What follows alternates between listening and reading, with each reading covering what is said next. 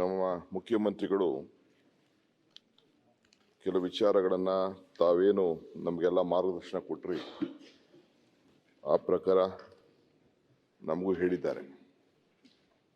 ಒಳಗಡೆನೂ ಕೂಡ ತಾವೆಲ್ಲ ಕರೆದು ಹೇಳಿದ್ರಿ. ನಾನು 8ನೇ ಬಾರಿ ಅಸೆಂಬ್ಲಿಗೆ ಬಂದಿದ್ದೀನಿ. ಅವ್ರು ಹೇಳ್ದಂಗೆ 9 ಎಲೆಕ್ಷನ್ 10 ಎಲೆಕ್ಷನ್ ಒಂದು ಪಾರ್ಲಿಮೆಂಟ್ಗೂ ನಿಂತಿದ್ದೆ.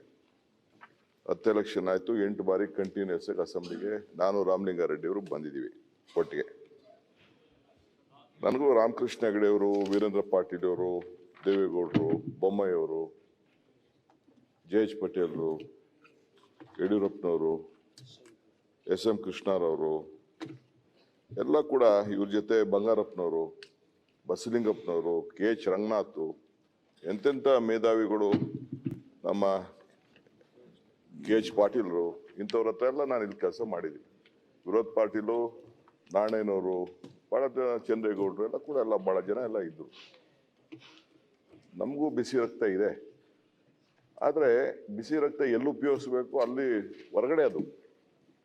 ಇದು ಪಾರ್ಲಿಮೆಂಟ್ರಿ ಡೆಮೋಕ್ರಸಿಲಿ ನಾವೆಲ್ಲ ಕೆಲಸ ಮಾಡ್ತಾ ಇದ್ದೀವಿ. ನಾನೇನು ಗ್ರಾಜ್ಯುಯೇಟ್ ಏನಲ್ಲ ಡಾಕ್ಟರ್ ಅಧ್ಯಕ್ಷರೇ, ನಾನು ಗ್ರಾಜ್ಯುಯೇಟ್ ಏನಲ್ಲ.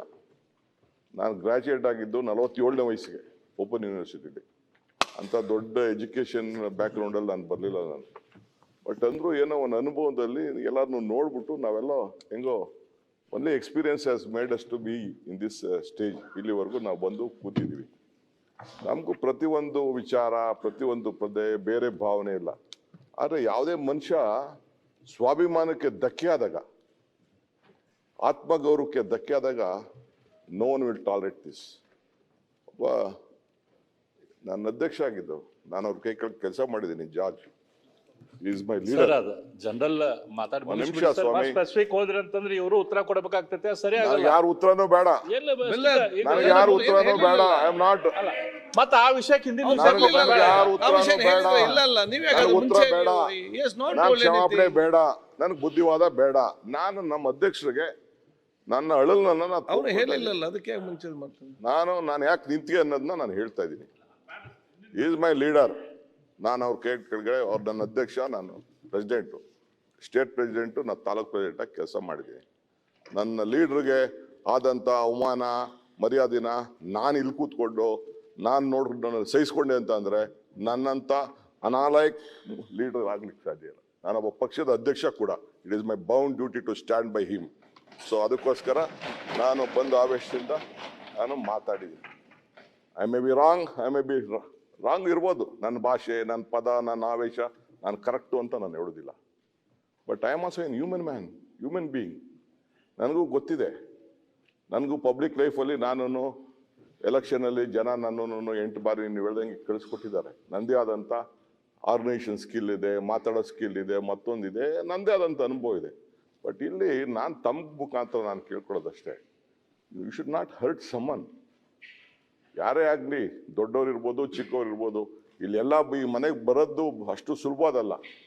ಅವರು ಎಲ್ಲ ವಿತ್ ಎಕ್ಸ್ಪೀರಿಯನ್ಸ್ ಅವ್ರದ್ದೇ ಆದಂಥ ಅನುಭವದಲ್ಲಿ ಬಂದಿದ್ದಾರೆ. ಎಲ್ಲರಿಗೂ ಕೂಡ ನಾವು ಇಲ್ಲಿ ಇರೋಂಥ ಎಲ್ಲ ಸದಸ್ಯರು ಕೂಡ we have to respect them. ಈ ಮನೆ ಒಳಗಡೆ ಬಂದರು ಅಂದ ತಕ್ಷಣ ಹಣದ ಮೇಲೆ, ಇದ್ರದ್ದು ಮೇಲೆ, ಬ್ಯಾಕ್ಗ್ರೌಂಡ್ ಮೇಲೆ ಬರೋಕ್ಕಾಗಲ್ಲ. ಏನು ಇಲ್ಲದೆ ಹೋದವನು ಪಾಪ ಆಶ್ರಯ ಸೈಟಲ್ಲಿ ಪಾಪ ನಾನು ಒಂದಿನ ನಮ್ಮ ಶಿವಳ್ಳಿ ಅಂತ ನನ್ನ ಸ್ನೇಹಿತ ಒಬ್ಬ ಇದ್ದ, ಅವನ ಮನೆಗೆ ಹುಡಿಕೊಂಡು ಹೋಗಿದ್ದೆ. ಆಶ್ರಯ ಸೈಟಲ್ಲಿ ಅವನಿದ್ದ. ಪಾಪ ಅಂಥವ್ರು ಇಲ್ಲಿಗೆ ಬಂದಿದ್ದಾರೆ. ಮನೆ ಇಲ್ಲದೆ ಹೋದವರೆಲ್ಲ ಪಾಪ ಇಲ್ಲಿಗೆ ಬಂದಿದ್ದಾರೆ. ಸೊ ಹಂಗೆ ಚಪ್ಪಲಿಗಳ ಕಡೆ ಹಾಕಿಲ್ಲ ಬಂದಿದ್ದಾರೆ. ಹಂಗೆ ಈ ಮನೆಗೆ ಬಂದಿರೋದೇ ಒಂದು ದೊಡ್ಡ ಭಾಗ್ಯ. ಇಂಥ ಸಂದರ್ಭದಲ್ಲಿ ದೇವ್ರು ನಮ್ಮನ್ನ ಕಳಿಸ್ಕೊಟ್ಟಿದ್ದಾರಲ್ಲ, ಜನ ನಮ್ಮನ್ನ ಕಳಿಸ್ಕೊಟ್ಟಿದ್ದಾರಲ್ಲ, ಇದರಲ್ಲಿ ನಮ್ಮನ್ನು ಕೂಡ ಜನ ನೋಡ್ತಾ ಇರ್ತಾರೆ. ಸೊ ಅದರಿಂದ ತಮ್ಗೆ ನಾನು ಹೇಳಿದ್ರು, ತಾವು ಒಂದು ದೊಡ್ಡ ಪೀಠದಲ್ಲಿ ಇದ್ದೀರಿ. You are in a seat of justice.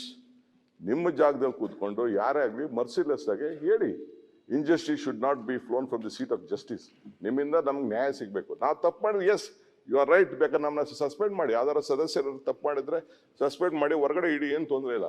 But ಅವ್ರ ಆತ್ಮಗೌರವಕ್ಕೆ ಧಕ್ಕೆ ಆಗಬಾರ್ದು. ಅದನ್ನು ನೀವು ಕಾಪಾಡಬೇಕು ಅಂತೇಳಿ ತಮ್ಮಲ್ಲಿ ನಾನು ಪ್ರಾರ್ಥನೆ ಮಾಡ್ತೀನಿ. ಇಷ್ಟೇ.